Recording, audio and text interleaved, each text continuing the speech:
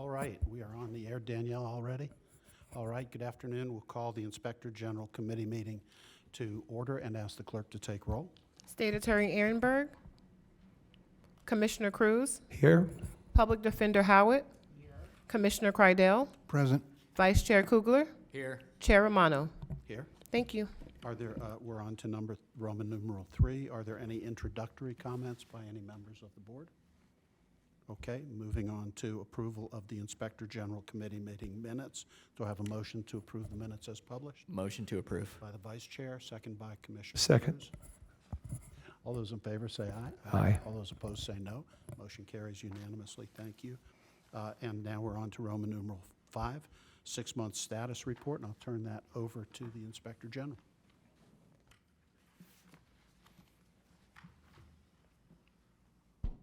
Well, good afternoon, Mr. Chair, Mr. Vice, and I want to do a special welcome and thank you to our new member, or returning member, Commissioner Michael Crydell. So again, welcome back to the IG Committee. And again, I want to thank particularly Christy Kelly, Executive Director of the Commission on Ethics, that helped when we needed to reschedule the meeting, to work with us to kind of piggyback on the time on the Commission on Ethics. So without further ado, we'll get into our briefing. I always like to start off with our mission, not just for you all, but again for the folks who are watching. The mission is to provide independent and objective insight, oversight, and foresight. And just a little explanation of those terms. Insight in the fact that we help make government better through our recommendations, through our lessons learned. So it's part of our job to help make government better through those insights. Oversight, which most people understand the IG business, is accountability. We hold government accountable for the taxpayer dollars and the authority that's in their hands. And then foresight is preventing fraud, waste, and abuse. Training, teaching, sharing tips on trying to prevent things from going off the tracks before they do, and making that government better. So we do that in promoting integrity, efficiency, and overall effectiveness in government. Ultimately is enhancing public trust in government, and that's what we need, especially today, of all times. We need that trust in government, and the IG is that another extra added effort to help the public trust our democratic process. Here's kind of our roadmap of where we're going to go today.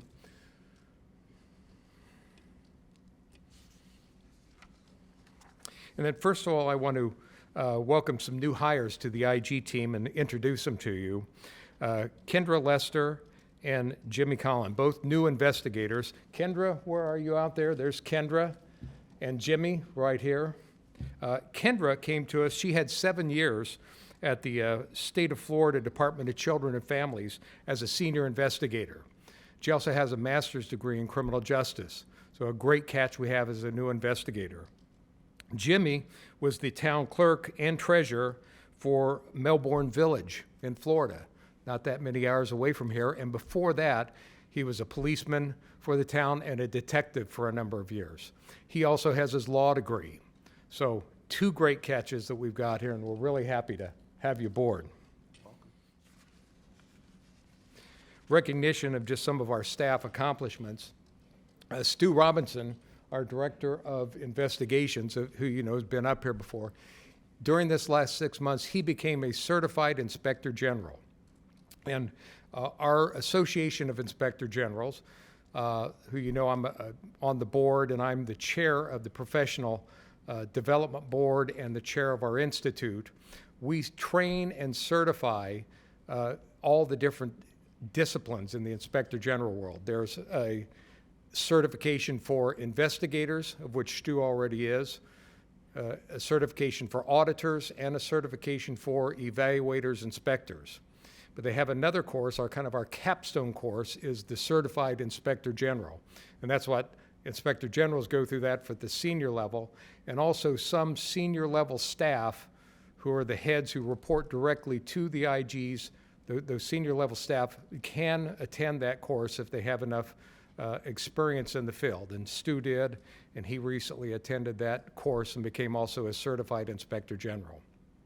But I told him I'm not turning over the keys to him yet. I'm hanging on here for a while. Tiffany Thomas, where's Tiffany? Are you out here? Tiffany's not here, but she is one of our evaluators, contract oversight specialist. She became, during this time, the assistant treasurer for the Southeast Florida chapter of the National Institute of Government Purchasing. And so she's now involved in that local chapter and part of the leadership. Before I told you, we also have other members who are involved in different local professional organizations. Hillary Bojan, our director of audit, she's the vice president of our local chapter of the Institute of Internal Auditors. And Chris Dykman, is Chris here? Chris is watching online. Chris is also, he's the vice president of our local chapter of the Association of Certified Fraud Examiners. Now, Calinthia Dillard, she became during this time a charter member. They just stood up the Palm Beach County Cherie Davis Cunningham Black Women Lawyers Association. So she is a charter member of that association. And she's also just most recently graduated from Leadership Florida. And Leadership Florida is a statewide community of leaders that to recharge their leadership skills and to educate and inspire them to work for a better Florida.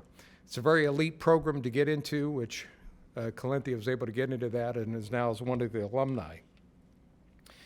Before I move on to folks who are not on this chart, but they probably should be every time, I want to recognize two unsung heroes often, or the folks who work behind the scene. Barbara Bellafiore, right here, is my executive assistant, but again, she does so much more. That title's not fair. I don't know what we really should be calling her. She's the everything person. She does budget, administration, personnel. She does it all, and I think I've told you before, when I was a federal IG, I think I had a staff of about, I don't know, between 5 and 10 people to do some of the things that Barbara does for our office here. So thank you, Barbara. And also Jeff Whaley, our systems administrator, who again, not only does all the IT systems, our website, social media, he's the one who helps put together these professional presentations.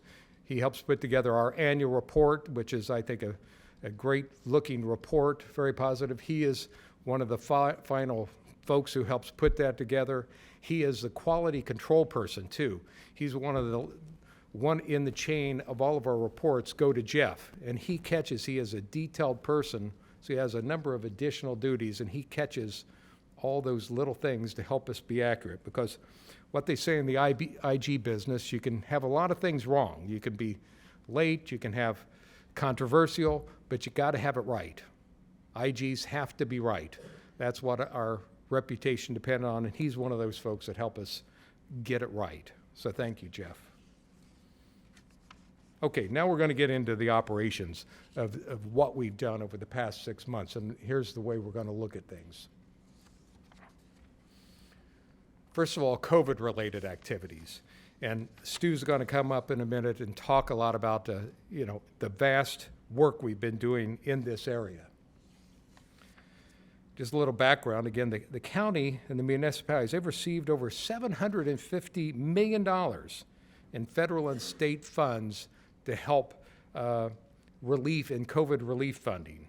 A broad range of things that all this money's gone to. Some things we're going to talk about today is rental assistance, small business grants, but they've given food cards out, food stamps, or credit cards for food. They've given all types of relief that they're giving, and we're trying to provide oversight for that to make sure that things are dispersed appropriately. Just this week, I saw in the news, one of my former colleagues at the federal level, the IG for the Department of Justice, Michael Horowitz. He's also the chair of the federal pandemic relief committees that's overseen at the federal level. Here's a quote that he stated that I agree with 100%. So I'd like to quote him. "It can't be the case that people come away from this thinking there's a certain level of fraud that's just okay, or a certain level of improper payments that's just okay. We don't believe that as IGs. Every dollar matters. And again, that's Michael Horowitz, the head of the federal IG Pandemic Committee. And again, I agree 100%. So now I'm going to turn it over to Stu for a minute to talk about some of our oversight and the things that we've been doing in pandemic oversight.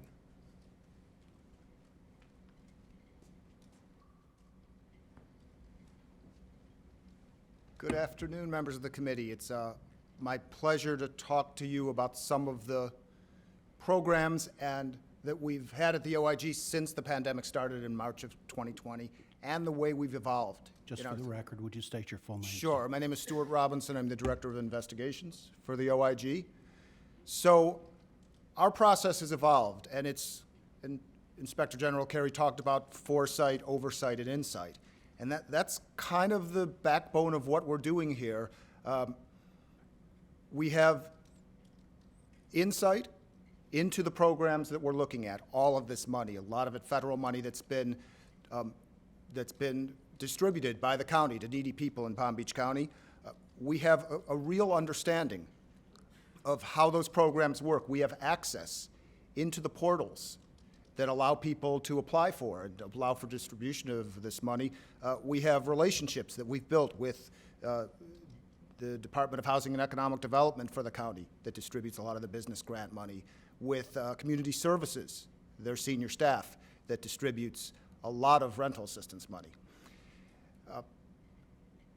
Along with the insight, we have oversight. We're actively investigating and working on holding people that are defrauding the taxpayers accountable. And foresight. We're evolving so that we, with our resources at hand, get the maximum benefit for the taxpayers. We want to hold the people that need to be held accountable. We want to get as much fact-based reporting out to the public, and we want the public to know that if you're committing fraud on the taxpayers, there are consequences. So our foresight is finding new ways to work more efficiently and to work in partnership with not just county departments, but with law enforcement, and give them the tools that they need to hold people that are committing fraud accountable.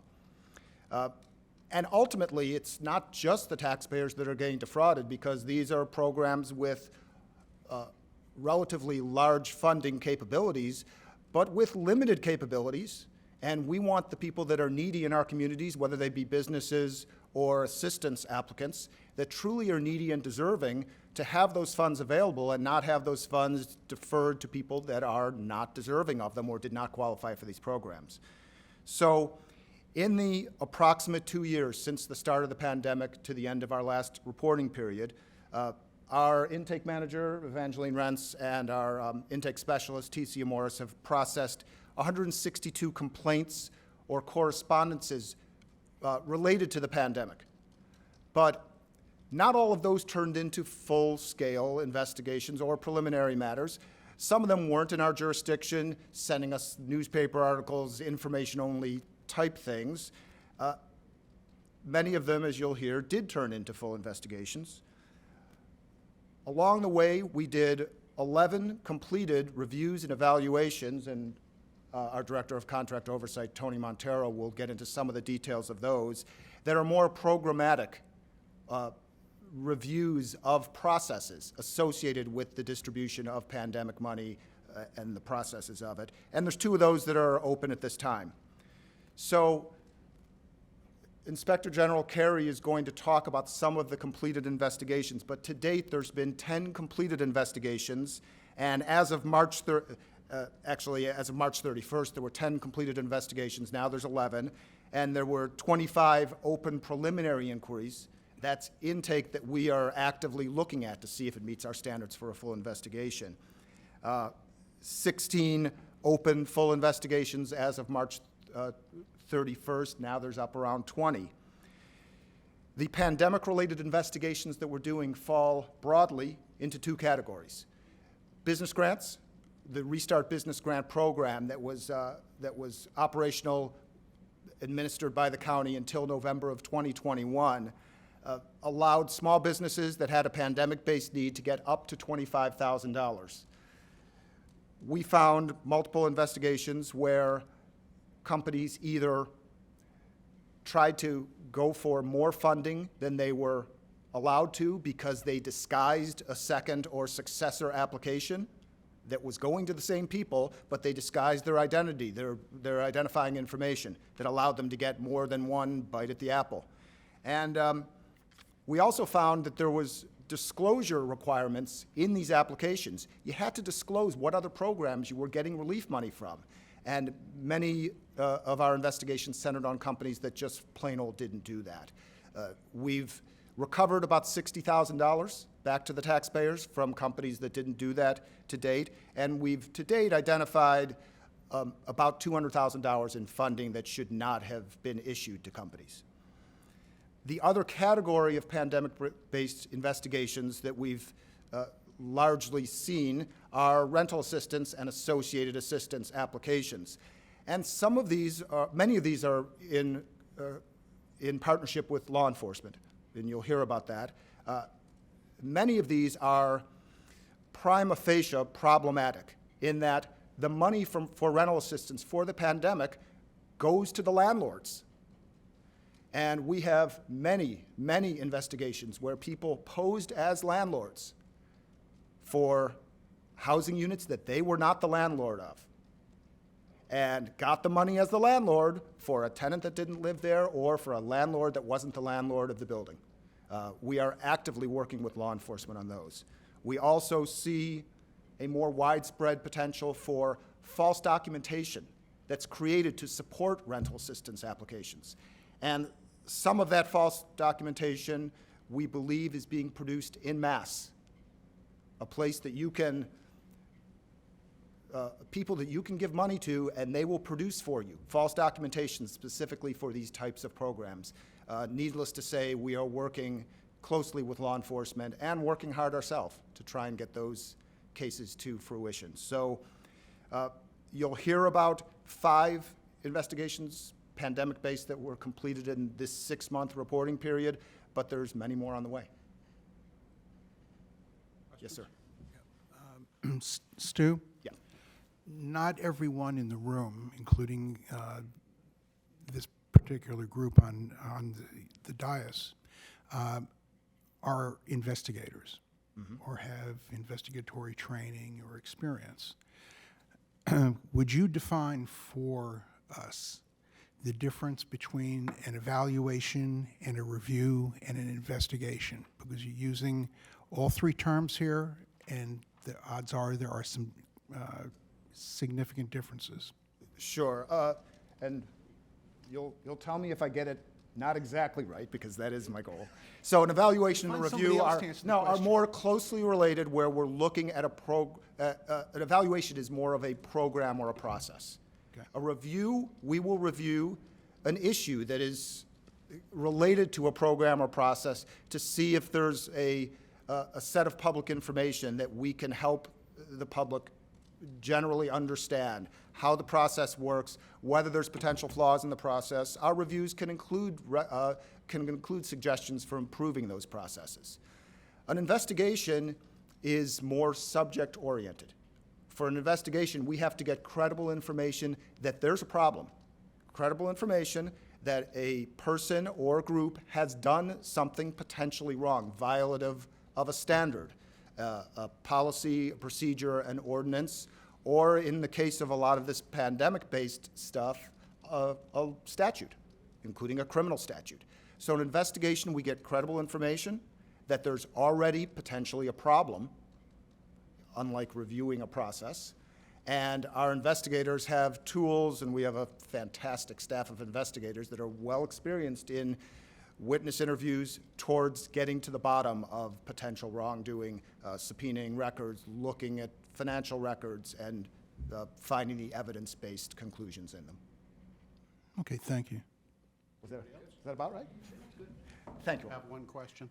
Yes. Does the scope of your work include looking at program design to make sure that monies are distributed on an even-handed basis? In other words, that there's no kind of implicit bias against any particular group? Our investigative, so Tony's going to talk about more of the reviews. So the reviews look at program issues like that. Our investigative process looks at the facts at hand of a specific allegation of wrongdoing. Got it. Thank you. General? Stu, you did well. You can tell he's a graduate and a certified inspector general now because he used some of that knowledge, the broader, outside of investigations. And yes, reviews and evaluations, they're often within the business, they're kind of a synonymous terms. Reviews, evaluations, and again, programmatic, non-person. We can proactively look at things, of which we did. Some of our reviews were proactive when this started, that we got with the county, and we looked at their program about how they are.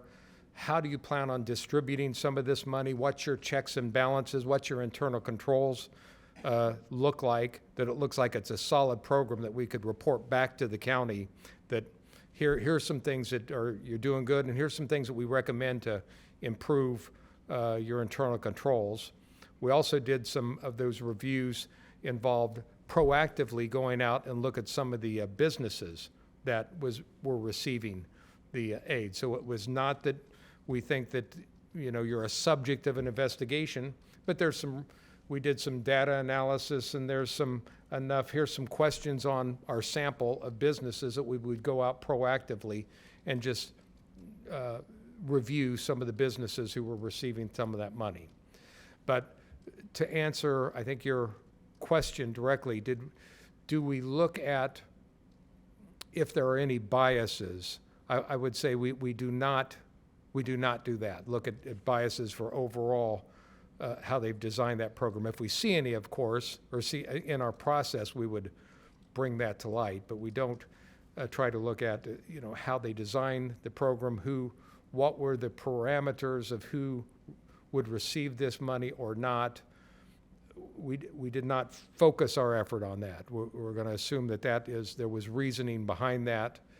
But if we do see something that's not right, we will now narrow in on that. Did that answer that question? Yes. Thank you. Okay. And again, 65 referrals to, again, a lot of those were to law enforcement. Most of them were to law enforcement agencies. Some are to Commission on Ethics, state and local. Some of them are just to other state agencies, or some of them might be just a management review. All types of complaints like, why are they, they're supposed to be wearing their masks here and they're not wearing their mask. Well, we refer that to management when that was an issue, things like that. We are, again, working with the FBI, sheriff, local law enforcement. So we're working more close than we ever have with law enforcement agencies on these type of issues. So some of it's referred, some of it's active investigations that they're conducting that we're working with them as they're conducting some of their investigatory work. So now we'll just get to intake activities in general. And again, first of all, Stu has in his division, he's in charge of there's two sections. One is the intake portion, the intake section, and the other is the investigation section.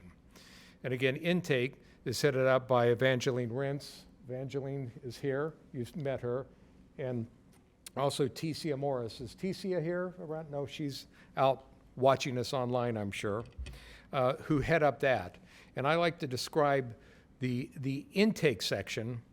They are, in many ways, the face of the IG. They're the ears that everything that comes in, complaints, concerns, our hotline, they run our hotline program. People walk in. They're the first people that somebody sees or speaks to usually. There are heart often, because a lot of things that come into the office, complaints and concerns, really have nothing, it's not under our jurisdiction. Sometimes it's not under anybody's jurisdiction. It's just, I have a heartache, and I have this life isn't fair, and we have the perfect person in here with Evangeline, who listens to them and just sometimes is the unofficial ear that hears them out. They're the nose because they do the smell test. Okay, how much in the mind of is this ours? Where does this, we sniff it out, is this ours? Is it somebody else's? So Angie then, she makes these determinations. Now, is this under our jurisdiction, somebody else's? And a lot of things go to other folks. And what is funneled down now to us, they funnel down, and she looks into it, then it becomes what we call a preliminary inquiry. This, I think we may investigate this. Let's preliminarily look into this more and dig some more before we call it a full investigation. So it's still an investigation. Everything's done when it's walked in. So she may do part of it. Her and Tecia may be doing part of these preliminary investigations, or we may also have our investigators doing the preliminary. And then it turns over the next phase into the investigation size with our investigators, formal investigations that are farmed out where they do the work. Again, you see we got a lot of those complaints that come in, 133 complaints and calls that come in, and then it funnels on down to activities inside the office.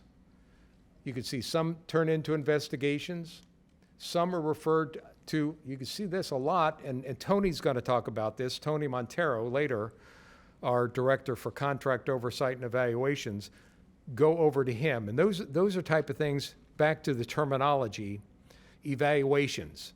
So a lot of times you get complaints that this program, I think there's something wrong with this program.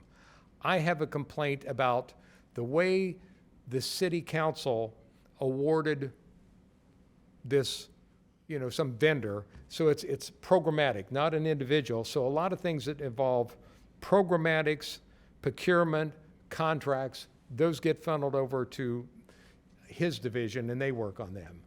Then sometimes they get a referral we see to audit, referrals to other law enforcement agencies, Commission on Ethics.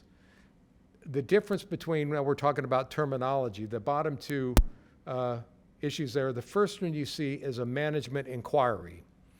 And a management inquiry is where, okay, this is something I still want to, these are judgment calls that we make. This is serious enough. I'm not going to investigate it, but I'm going to send this down to management, to the city or the county, and I'm saying, hey, here's a list of questions that we have. I'd like you to look into this, report back to us, and let us know what you found and any actions that you took as a result. And if it looks like we get it back and it makes sense that either this didn't happen or something did happen, but we got it and we took this administrative action, fine, we close the case.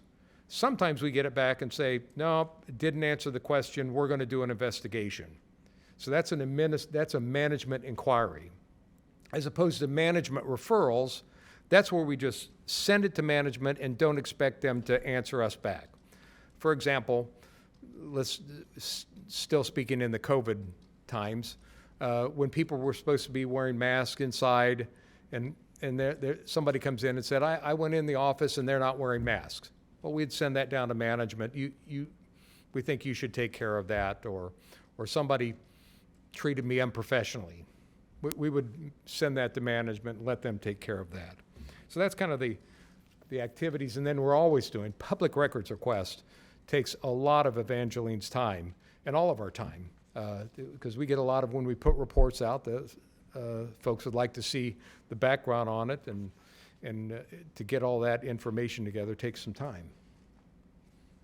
Okay, now to the investigation division. You can see here's what we've been doing during the past 6 months. And if you notice the 45 referrals to law enforcement, again, the vast majority of those are COVID pandemic related, some of these cases that we've referred to law enforcement. And I'll talk about some of our reports. Okay, the first report, this was a business grant report of a company that for the Restart Business Grant, that the allegations that they put untrue and inaccurate statements in their application. And that's the exact terminology that the application states, that you must put true and accurate information. So we use the same terminology that the application uses. That's why you'll find that. Well, we found that this one business, again, H&G Ventures that they failed to disclose that they'd received the federal payroll protection funding. They have to refer to that because that would reduce the amount they would receive in the first application. Then they submitted a second application and they disguised the identity. And they also didn't disclose the restart business. So we investigated that, found that was substantiated, referred that to law enforcement. Cynthia Surreal, is Cynthia here? Nope, she's watching online. Cynthia, investigator, did that great work there. Another business grant application we had on DNA of real estate, all types of businesses from all around the county we found. Also filed untrue and inaccurate information on their application in that they did not disclose that they received the federal PPP funding. Lizette McGowan, is Lizette here? Lizette's watching online. She did a great job. She's again, I think last time you've seen her in the past year, she's joined us, doing a great job. They have repaid the $25,000 after our report. Another business grant from Tina White and Tina White Tires, the same thing, did not provide the accurate information on the application. Now, she, as soon as this came to her attention in the midst of our investigation, she came in and she repaid the county the $15,000. We notified law enforcement on this, but they've declined to do anything further because the money was paid back immediately in the process, so they didn't pursue that any farther. So we notify law enforcement and the state attorney on all of our cases that we're working on. Okay, now we're going to get into some rental assistance cases. This rental assistant case, interesting, the person provided false information on the report, and they submitted one application. They falsified it to the county for their rental assistant, and then on a second application, they again falsified the information, listing, again, like Stu referred to, they listed the purported landlord who was not entitled as a beneficiary, so they falsely provided a landlord as information, and we referred this to law enforcement. These reports, you probably, when you see these, are heavily redacted because of our Florida state law requires that folks who are receiving any type of rental assistance, that their personal identities they're exempt from public disclosure. So we have to do a lot of redaction on these reports. But I guarantee you, law enforcement knows who they are, and they're working with us on continuing these cases.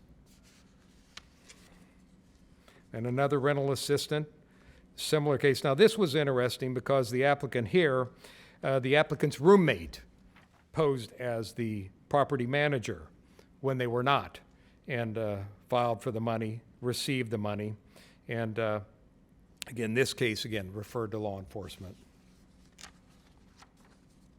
Now, I'm going to call Stu back up to talk about, this was our the only non-COVID related case that we did, but it was a significant case with Ultima Lighting.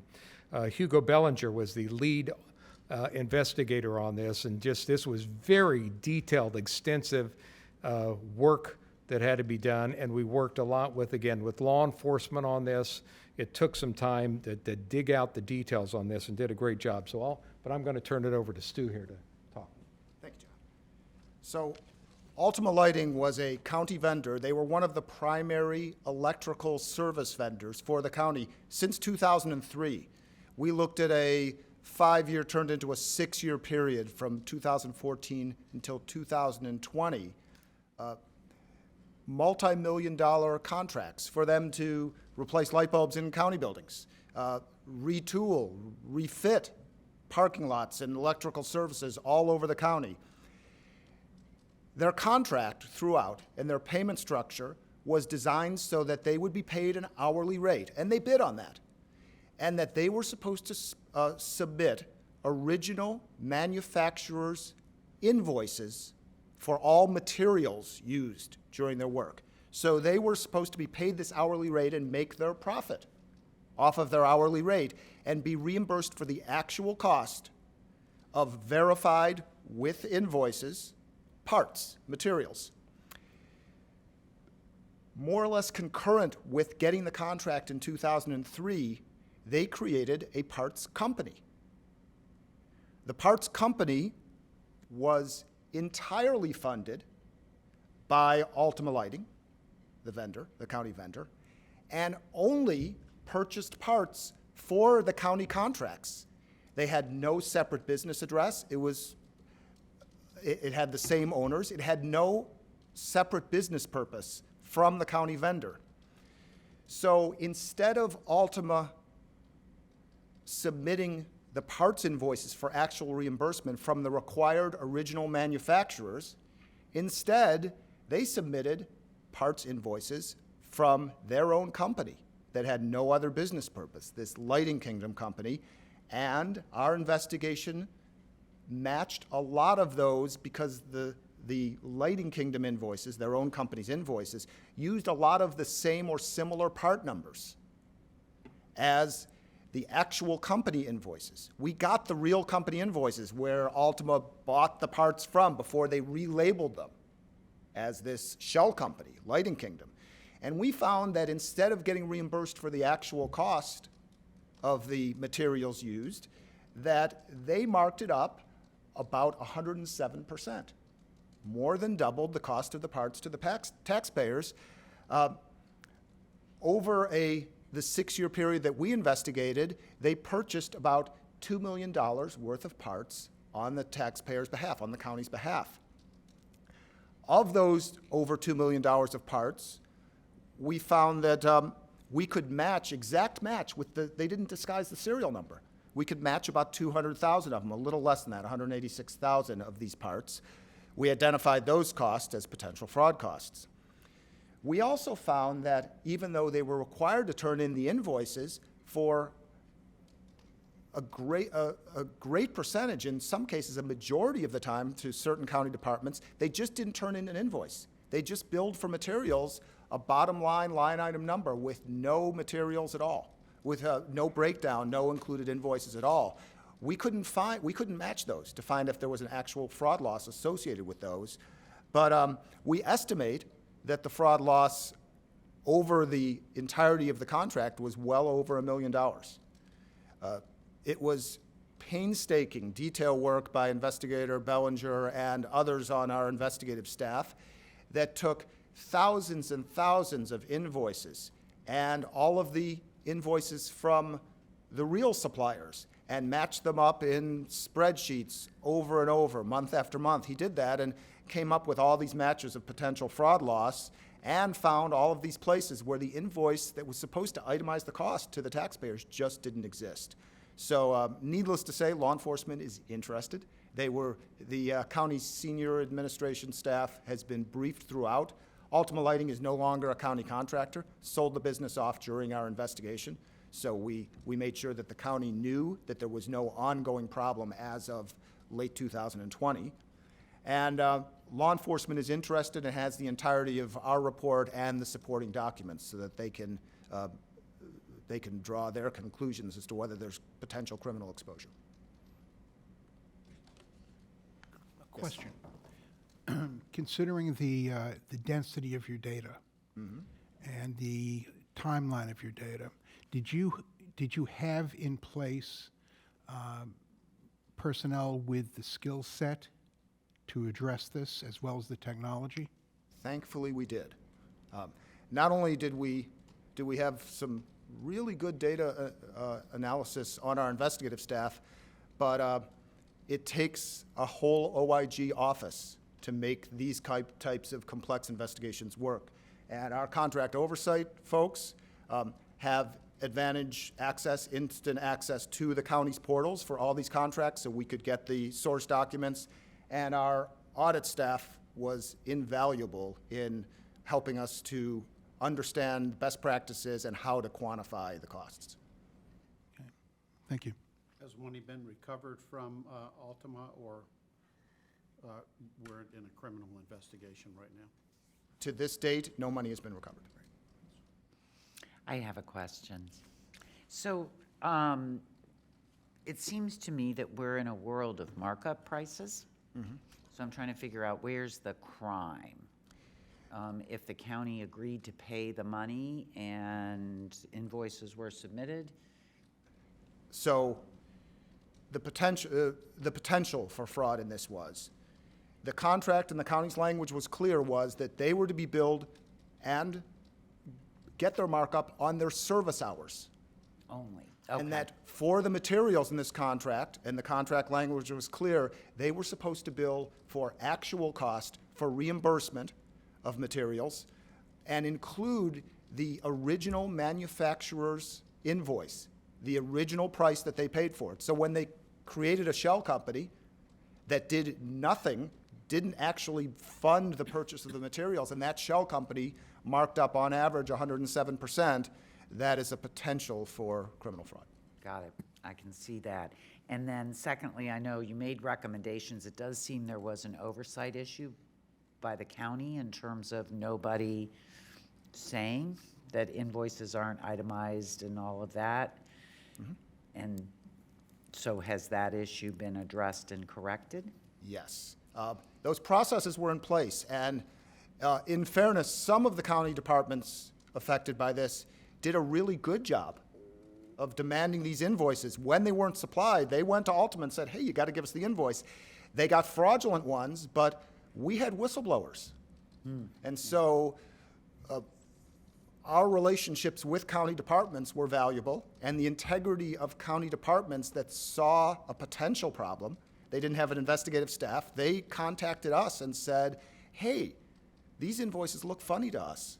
You need to look into this. And once we started pulling on the thread, there was a lot there. Okay, thank you. Thank you, Stu. Thank you, Stu. And I might, the question might come up, how could we say it's almost $2 million? You know, all those other, where we didn't have the invoices to match. 100% of the time, when they did provide invoices, they were false. 100% of the time. So they only provided these when we had some sharp, you know, the county departments who did say, no, we need the invoice from the purchase part, so that when they did ask for it, 100% of the time, they were false. So I think it's a good logical step to say, okay, all those others where they did not provide, weren't asked for the invoice, that those were marked up too. And again, on the average, across the board, we said was over 100%. There were some of these parts, I think we found some of them up to 200% markup. But I will say too, the company who bought, they sold the company since. This company sold their company to somebody else in this Lighting Kingdom, or Ultima, not Lighting Kingdom, Ultima still exists. Ultima Lighting still exists around. So they are a good, legitimate, new folks. They're not the same folks who owned this company at the time of this activity. So these folks are in business in the county, and I don't believe they're doing business with the county at this time.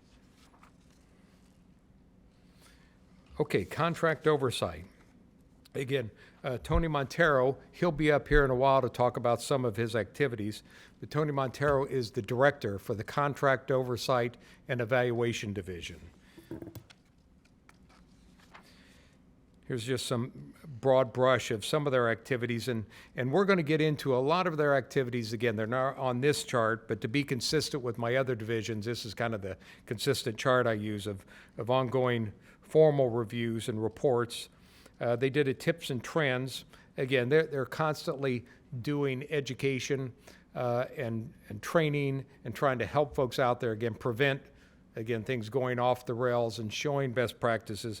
This tips and trend that they put out during this 6 months was on a new state law, new state requirements for entities providing wastewater and or stormwater services. So there was some new state laws that came out, and they put put out a tips and trend education for our municipalities on what they should be doing to be in compliance with the new state laws. So this is the one report that we had, and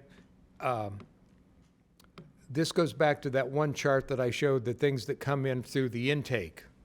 It all goes to the intake. Not everything goes to investigations. A lot of times, again, it goes over to Tony's division because these are about processes and about our procedures on how did we purchase these goods.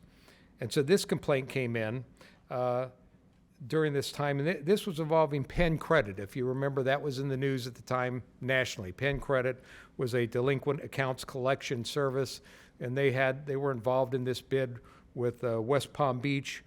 Some complaints came in, again, to us that the city's procurement staff, that they had improper relationships with the vendor that influenced the request for proposal evaluation.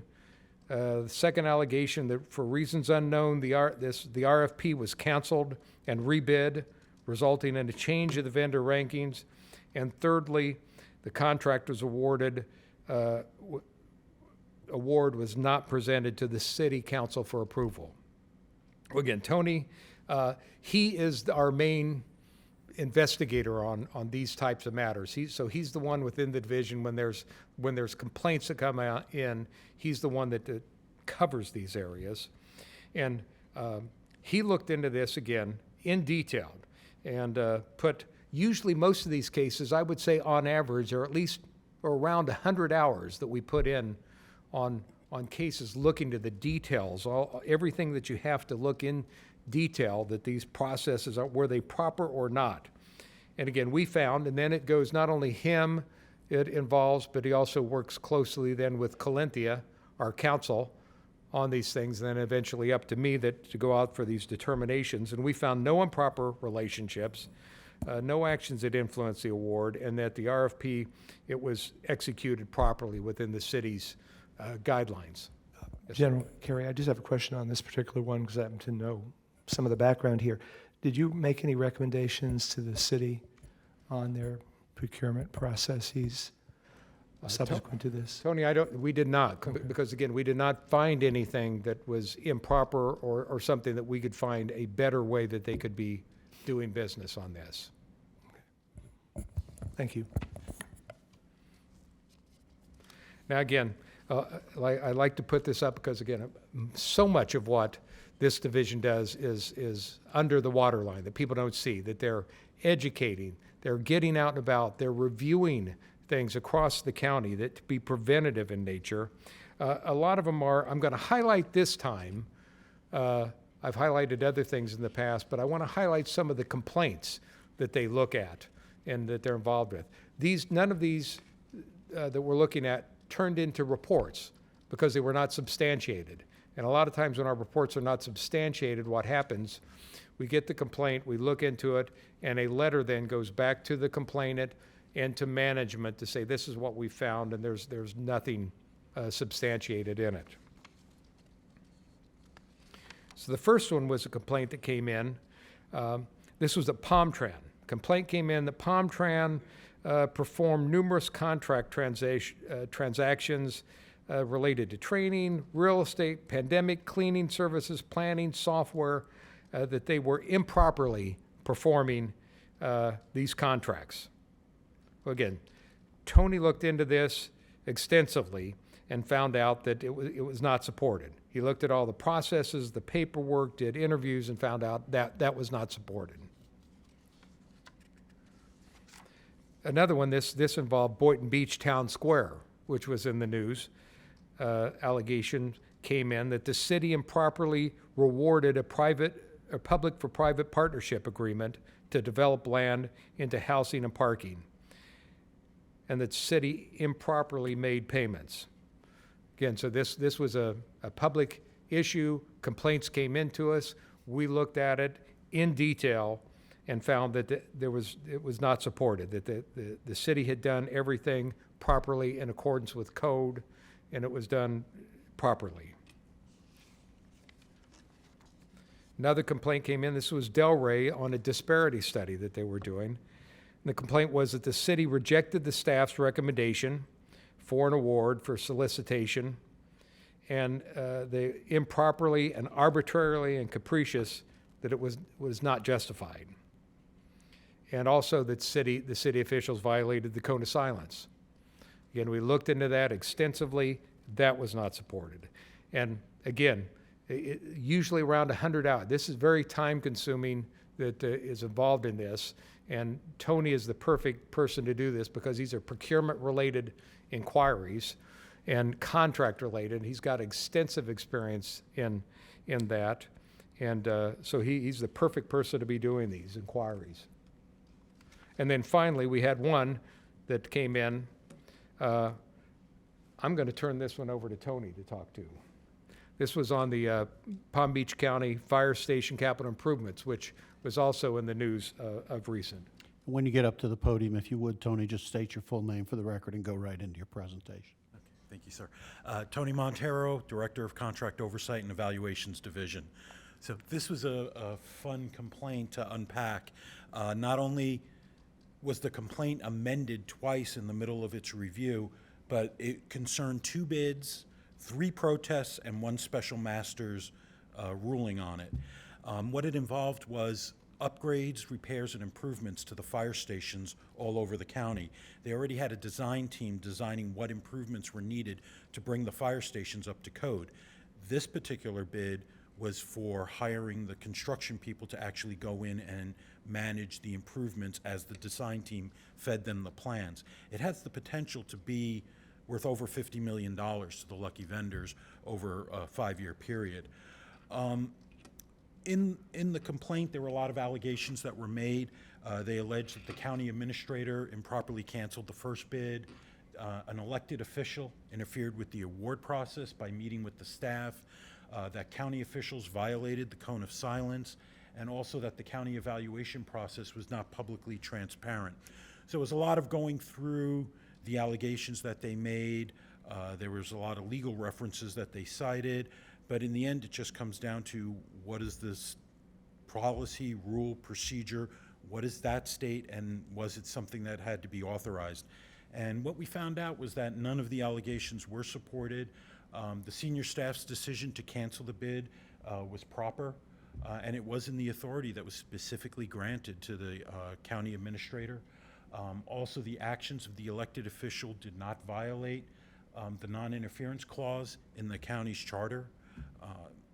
They are entitled to ask informational questions, and they are entitled to meet with staff. They didn't provide any direction or guidance or interfere in the decision-making process. The cone of silence, the conversations that they allege took place were in between the 2 periods of the bid. And so the cone of silence was not in effect at that time because the new bid had not been on the street and the old bid had been canceled. And the last part was about the actions of staff, in this case, the Equal Business Opportunity Office. They were reviewing the proposals, but that's done at a desk in an office, and they submit the results to the committee where the actual decision is made and the points are scored. And they were saying that that process should have been a public process, and no, that wasn't a decision-making process. That was merely a staff preparation process. So anyhow, in the end, we found that the findings were not supported. This, as John said, has made it into the news. The award, they canceled the first bid after the award recommendation was made, but before the county commissioners voted on it. The first protest was on the award results for the second bid. There were actually 2 protests. One was rejected. The second protest reversed the results. A third protest was submitted to reverse the results back. That went to a special magistrate's hearing where they ruled in favor of what the county had done with the reversal. And then when it went to the city commission eventually, or the county commissioners, eventually the county commissioners disagreed with some of the actions of the special magistrate and the purchasing director, and they reversed it back again and back to the original award. Mr. Chair, I believe we got the other half of this in the hearing. So this is one time we both COE and the OIG both agreed. Oh, okay. I did not know. Any questions? How many of, were these allegations raised in the protests? Yes.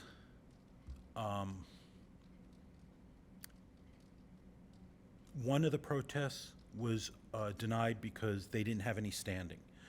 The second protest was upheld, and that was an interpretation. It all came down to 5 points, the local preference provision. And it isn't very well defined, and it's not exacting. It's not like a checklist that you can go through. It just talks about being domiciled in the county, your business. And I've seen a lot of special magistrates hearings on that very subject. So the initial reaction was, no, it isn't. So they reversed their decision and took 5 points away, which changed the ranking. Then that person protested, and that went to the special magistrate. But in the end, when you look at what the definition is, I can't come out and say definitively they should have said yes or no.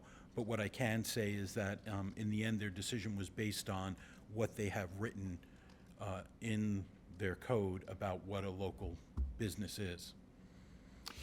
So I just ask in terms of, so I'm kind of envisioning it like folks could use the OIG as almost an appellate process, which obviously it's not supposed to be. Correct. That if the other process is handling the complaints and dealing with all of that, so how do you make that determination, whether it's appropriate for the OIG or if the legal process in place is already addressing the concerns? Well, when a situation like that comes up, I call help and I go to John and Calinthia. But mostly, we don't touch something if there is an active protest or a case involved. We'll monitor it and make sure we're up to date on our information. In this case, we were very fortunate. Intake was processing it and investigations, and they did their initial review. By the time it got to me, they were substantially along in the protest process. Only the special magistrate's ruling happened at the end. And at that point, we knew that these things were going on. I was monitoring, collecting my information, and evaluating things as they go along. But I wouldn't, and John could talk more to this, but we didn't opine on anything until after that piece had been concluded. Anybody else? Thank you, Director. Thank you. Yeah, thank you, Tony. And you can see why this is an expert here. Tony is a procurement expert all the way back. He's a Air Force Academy graduate and an engineer. That's the start, right? That's the starting point. And then he's been in the procurement and the contracting business for years, not only in the service, but when he got out, worked as a contractor, worked at FAU, came to us. So he is the expert that really helps on these things. And you can see a lot of these cases that we get, that Tony looks at, these are a lot of cases on the surface can look very bad, or like this, how can this be right? Well, our job is then to always, is what I like to say, we hear IGs, we like to say we're truth seekers. The bottom line is we measure what were the actions and we measure against what were the standards. It's not how it may look sometimes very bad on the surface, and it may be bad, but it all depends on what were the actions that take place, and we measure them then against what were the criteria, the standards. And then we made some people very happy, and sometimes we make people very unhappy with our results of our reviews. And a lot of good and smart people who see some of these things, I understand that, who just can't understand sometimes how could you come up with that. Well, it's about measuring the actions against the standards, and that's what we try to do very objectively. And again, we have an expert, not only Tony, but Calinthia Dillard, who has also that contract procurement background from the legal perspective, helps us come up with these conclusions. And again, we do shy away from anybody who's doing any legal action, because sometimes when there's people come to us, that's another thing. The first thing, is there a suit, is there a civil action involved? Is there another protest? Well, we usually then say, well, we'll let that system work its course. And we don't try to get involved because, again, we don't have that jurisdiction like the Commission on Ethics to give fines or anything. Ours would just be another opinion. It's the court that's going to make that decision, or that other action, that body would make those type of decisions. Okay, contract oversight, let me continue on. Again, these are just some of the area we oversee, again, big dollars of money that's being contracts that is being let over the past 6 months, selection committees. These are some of the areas, and we pretty much evenly divide it between the county, the municipalities, and that special district, that solid waste authority, who we have an interlocal agreement with, that we're overseeing some of their procurement activities. These are the two reviews, back to the talking COVID again. Tony's division is doing 2 evaluation/reviews. One is just a monitoring review. We're monitoring the American Rescue Plan Act, tracking how the budget and expenditures of that $519 million plus dollars, how they're being doled out and how they're being administered in the cities and the counties. So he's doing a general overview and monitoring of that. He's also doing a review. We're doing a countywide survey to try to determine what all the different cities, because this came to us from a number of different comments, that, hey, why is it that one city, they're giving their staff, this premium pay and time off, and other cities are doing nothing? Some, it's widely different the way the municipalities and the counties are handling this money for the staff. So we're doing a survey right now to compare for the future. How did the cities and the county compensate their employees during this time, to compare how they did it? First of all, was it compliant? That's the first thing that we'll look at. And then just for the future, so we'll have an idea that when this comes up again, something to put out for the cities to let them know how other cities and the county used their funds. So that's underway. Now, audit highlights. Again, audit highlights, our director of the audit division is Hillary Beaujean, who will be up here in a while talking. But again, what a great audit team we have. The auditors have done great work. She has done, I'll brag on her, she's just done a great job in leading it. She came up to us, we got her, came in as a senior auditor, and I asked her, coming up, she's somebody that I asked, will you take over this division, when the opening came up? And she has just done a fantastic job as a leader in the division, and technically, not only technically, but the people skills. So here's some of the activities that we've done. We'll talk about these. One of our audits completed was a construction audit in the city of South Bay. And we're looking at we're looking more and more to do construction type audits, because that's where some risks are. And so we're doing more and more construction audits now. And in this one, Chanel Braithwaite led this. Chanel, are you here? Yes, Chanel is here. So Chanel did this in another audit we're going to talk about, led this. And we found that the city, some problems they had, the agreement was not managed in accordance with the terms. The contractor did not complete construction project by the agreed upon due dates. And the city did not follow the written guidance in purchasing payment process. They paid this construction company before it was done, and they shouldn't have, and also some lack of internal controls. We made a number of recommendations for them to tighten up their process in the future, so we hopefully help them for future construction projects to do things in a more efficient and accountable way. Then Sean Robinson led this. This was from the town of Juneau, a revenue audit. Sean, are you here? Yes, Sean's right here. Sean led this audit.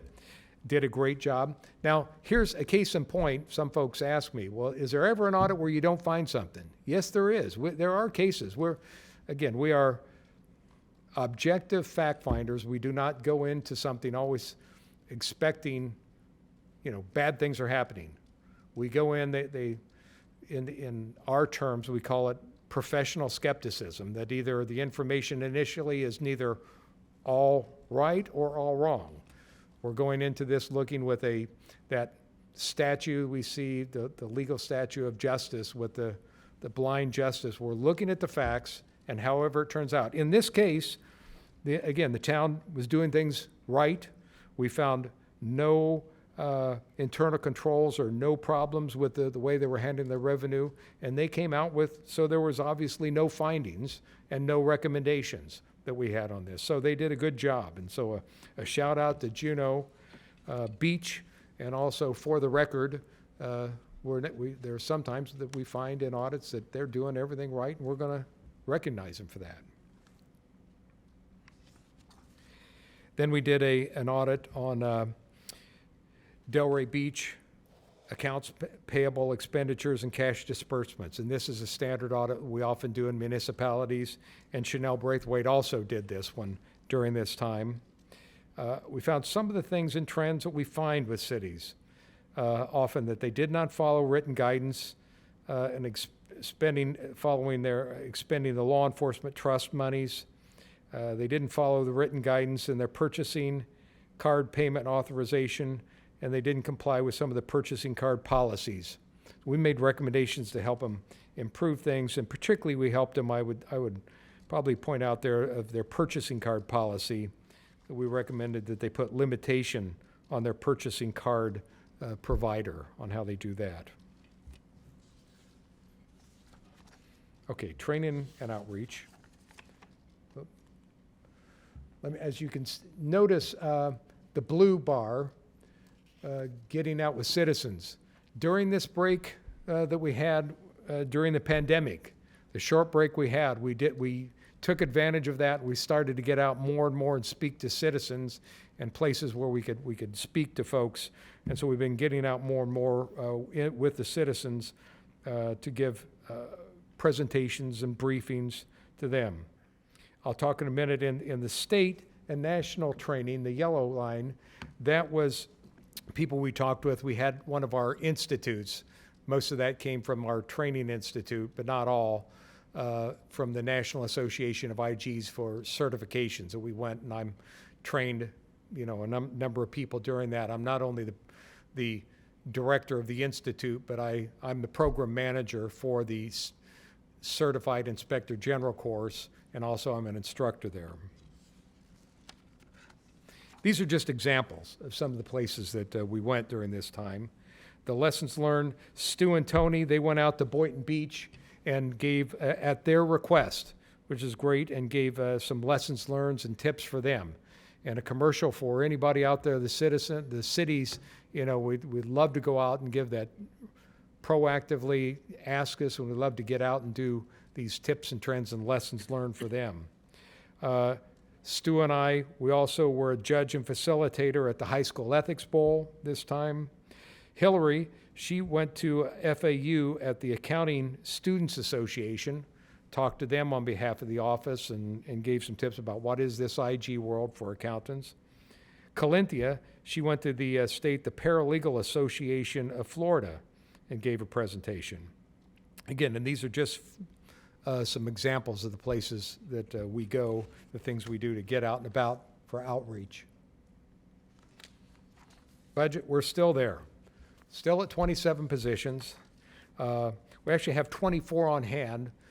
Like everybody else, I've talked to the county, the cities, everybody else. We rate 27 paid billets, but we only have right now 24 on hand. It's been tough to find auditors, contract oversight specialists during this time. So it's been a tough time, but everybody's been having a tough time finding and keeping staff during this time. But with what we have, we do great work. Okay, plans and objectives, where we're going. We're going to continue to work with law enforcement. As I told you again, we're working more now than we ever have with local law enforcement, the FBI, the sheriff's office. We're going to continue to execute our audit plan, increase our efforts, hopefully as we get out more and more, and let's hope we get out of this pandemic, and I'm going to try to get out more and more to the cities, to the citizens. And I'm going to call Hillary up to ask her to talk about our audits. This is our current audits ongoing right now and where we're going in our audit, and we're winding it down. Hillary? And again, just state your full name for the record, please, and your position. Good afternoon. My name is Hillary Beaujean. I'm the Director of Audit for the IG. So every year, the Audit Division conducts an annual countywide risk assessment that determines the global areas that we'll be auditing in the coming fiscal year. This slide and the next are a snapshot of our in-process and planned audits, and they're categorized by the global areas that were selected in the last risk assessment. There are two global areas that I'd like to drill down on. The first is the IT network security reviews. You'll see the City Atlantis is listed there as our first review. So cybersecurity has been a top government concern for several years now, and the pandemic has escalated the risk for cyber attacks because of the rapid growth of remote work and digital government services. A lack of effective IT network security practices increases the risk associated with cyber incidents, which can result in interruption of governmental operations, loss of customer or employee-sensitive data, financial loss, and loss of public trust. We'll be looking to see whether there are processes in place for key areas such as cybersecurity governance, cybersecurity awareness and training, incident management response planning, recovery planning, malware defenses, and email and web browser protections. And these network security reviews that we have planned are standard, non-technical reviews, and they're similar to those done at the IG federal level. Could I ask a question? There's one municipality who had a very well-known problem with ransomware. Did you guys go in and assist them with that? Trying to No, recover? we haven't. I think that municipality, it occurred at least over a year ago. So we just planned these reviews in the last risk assessment, so no, we didn't assist them. Thank you. So the next slide. So in addition to our network security reviews, we're also planning to perform an application security audit. This will be a non-technical audit of certain aspects of application security. This audit will focus on individual software programs, databases, and applications that are critical to government operations. We'll be looking to see whether there are processes in place for key areas of account management and user access. So account management includes how the entity controls and tracks user accounts to ensure compliance with licensing agreements. And then user access includes how the entity grants access to its applications and the controls in place to ensure that all users are authorized and to have access to those applications, and then also to the various levels of data within them. Do you have any questions? All right, thank you.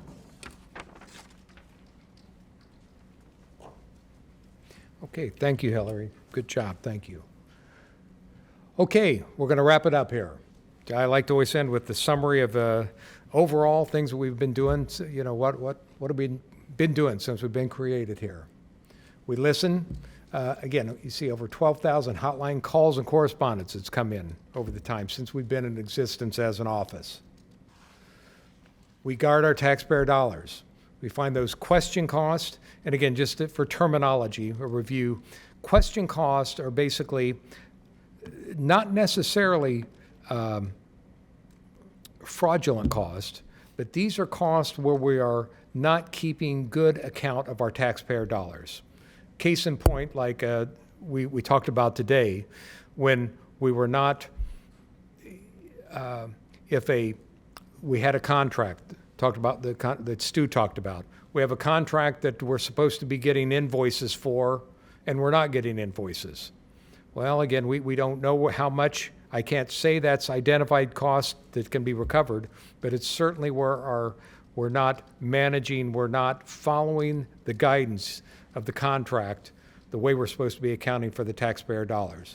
So we find a lot of those question costs and then the potential cost savings is a combination of identified costs that we could potentially recoup, or sometimes future cost savings if we change our practices, that in the future that we could be saving our taxpayer dollars. We make recommendations, made over, again, 1,200 recommendations. Most of them, 95%, are accepted by management. And so we follow up on those to make sure that they're implemented. We share best practices, try to prevent the bad practices. 19 arrests to date. I think you're going to be seeing a number of these with these law enforcement now working on these COVID-related cases. This probably next, I hope within the next year, you'll see a rise in those arrests directly as a result of our work. And then 258 referrals to law enforcement and Commission on Ethics. That concludes my presentation. Are there any questions? I have a question. Yes, sir. Other than this blip on your radar called COVID, what is when you're going into a new year, and I'm not certain how you do your planning, whether it's rolling or it's more calendar driven.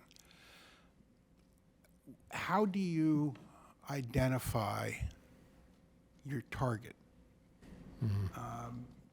One way you identify it is there's a complaint. That's pretty straightforward. But in terms of being more proactive from your department's point of view, what is your process for identifying where you're going as you move forward? Yeah, to answer our year, it's usually we work on our fiscal year is through October. Usually it starts October, the fiscal year. And we work, and then some of the things we do, so we work every year to do our annual risk assessment from audit, usually leads that.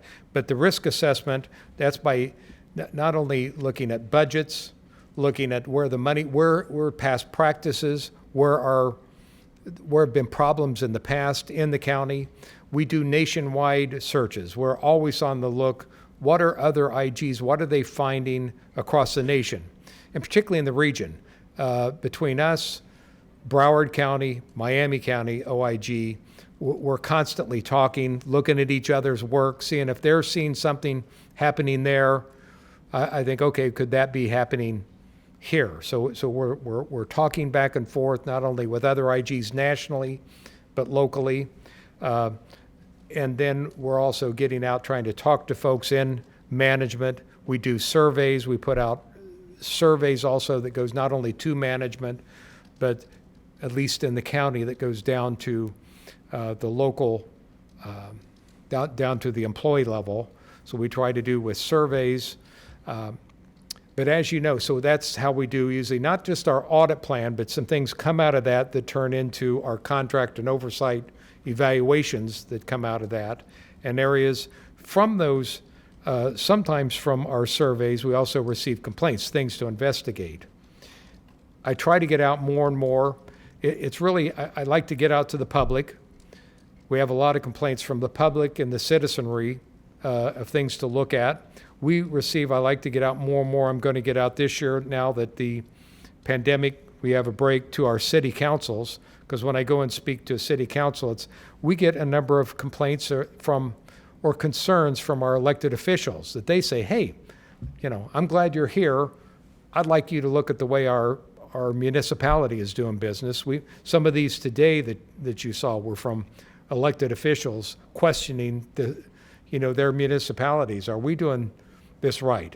Because they're hearing. So I try to get out to them. I'm going to be getting out to them more. Again, I'd like to get out more and more down to the level in the municipalities.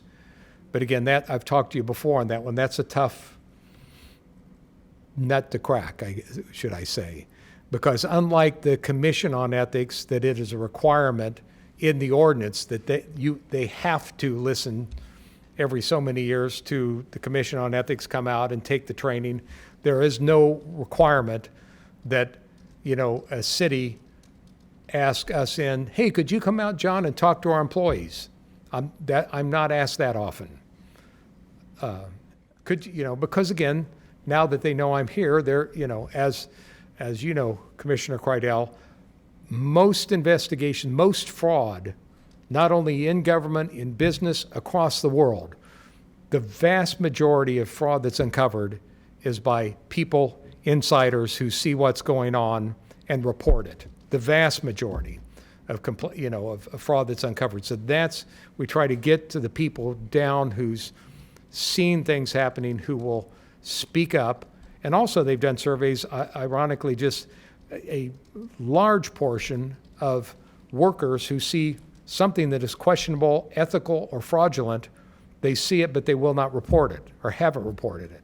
And if we can get out somehow to become more visible, and we've been more visible on social media and pushing that out over the year, so the more visible we can get with folks who are seeing things, the more we can get an input on where we should be looking on investigations. So I hope that answered. I talked about audits and reviews, but also kind of I hit on the investigation side. Did I answer your question adequately? And then some. I think that my question originally was more focused on the risk of being an echo chamber. Anytime you do investigations, that's unfortunately what you can have, and it's good that you're exchanging information, experiences, and data with other OIGs. But I also think it's important, and you made very clear points, that the primary way that we detect fraud is somebody tells us about it. And multiples of the next means of discovery.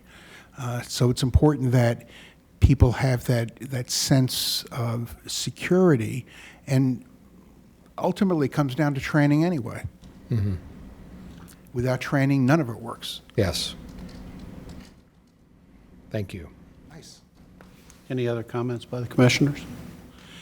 I would just like to say thank you very much for a thorough report and for doing the job that you do. I also think it bears reminding the public that we are not in the gotcha business. For those well-meaning people who are trying to do the right thing, the IG's office is a resource that tries to help them steer clear of pitfalls and implement best practices. For those people who are trying to get away with cheating the taxpayers, then we're in the gotcha business. Those people are the IG's going to go after and bring in law enforcement and hopefully prosecute them to the fullest extent of the law. Did I say that accurately, General? Thank you, sir. That's exactly right. And I always like then when I do public speaking, commercial, anybody involved with a Rotary Club, a Kiwanis, some type of public chambers of commerce, I'd love to go out. They have me come out on occasion and speak. I'd love to speak to the public and talk about this. And I always like to emphasize the vast majority of people in government, 99%, 99 point something, I don't know, percent of people in government are dedicated public servants trying to do the best they can and being good stewards of the taxpayer dollars, great people. So a good portion of my job is working with good people to help make government better. And then there's that portion of the job is to find that small percentage who are trying to always get over, cheat, steal. We're looking for those, and we're working with the rest of the folks to try to find them and root them out. Thank you.